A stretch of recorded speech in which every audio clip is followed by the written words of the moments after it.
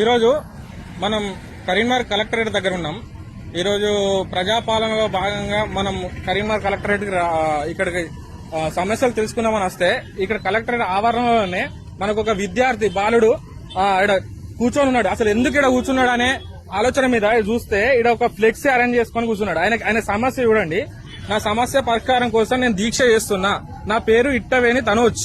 నేను కరీంనగర్ జిల్లా చిగురుమామిడి మండలం చిన్న ములుకునూరు గ్రామ వాసుడను.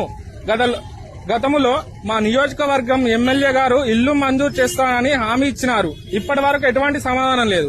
నాకు తలదాచుకోవడానికి ఇల్లు లేదు. కావున గౌరవ మంత్రి కలెక్టర్ గారు ఉన్నతాధికారులు పరిష్కారం చేయాలని వేడుకుంటున్నానని ఒక ఫ్లెక్సీ అరేంజ్ చేసుకున్నాడు. అసలు ఆ తమ్ముడి సమస్య ఏంది, ఇది ఎందుకు ఏర్పాటు చేసుకోవాల్సిన అవసరం వచ్చిందనే ఆ తమ్ముడిని అడిగి తెలుసుకుందాం ఒకసారి. తమ్ముడు, నీ పేరేం పేరు? తనుజ్. ఒకసారి నిలవాడు. ఏ ఊరు మీది? చిన్న ములుకునూరు. అసలు ఇక్కడ ఈ ఫ్లెక్స్ వేసుకుని టెంట్ వేసుకుని ఎందుకు కూర్చున్నావు నువ్వు? నాకు ఇల్లు కావాలండి. నేను అనాథలు. చిన్నప్పటి నుండి అమ్మ లేదు, నాన్న లేడు. అమ్మ నాన్న లేరు? లేరు. అదే 12 ఏళ్ళ వయసు ఉన్నప్పుడు మా అమ్మ నాన్నకి అనిపించారు. అవునా? అదే మా తాత వాళ్ళు నన్ను చూసుకుంటారు అన్నట్టు. ఓకే. ఇక వాళ్ళు ఎన్నో నాకు అన్నం పెడతారు. నాకు ఉండడానికి ఒక ఇల్లు కావాలి కదా. ఓకే. ఆ ఇల్లు కోసమని ఇక్కడ ఇట్లా. అసలు నీ ఏజ్ ఎంత? నా ఏజ్ 24 సంవత్సరాలు. 24 సంవత్సరాలు. ఏమైనా చదువుకున్నావా? చదువుకున్నాను. అవునా? ఇప్పుడు నీ తాత ఇంట్లో నువ్వు ఉంటావు. తాతకు సొంత ఇల్లు ఉన్నదా? తాత అంటే ఎవరు? అమ్మ వాళ్ళ తాతనా, నాన్న వాళ్ళ తాతనా? అమ్మ వాళ్ళ తాత. మరి మీ నాన్న వాళ్ళ తాతకి ఎటు వెండు?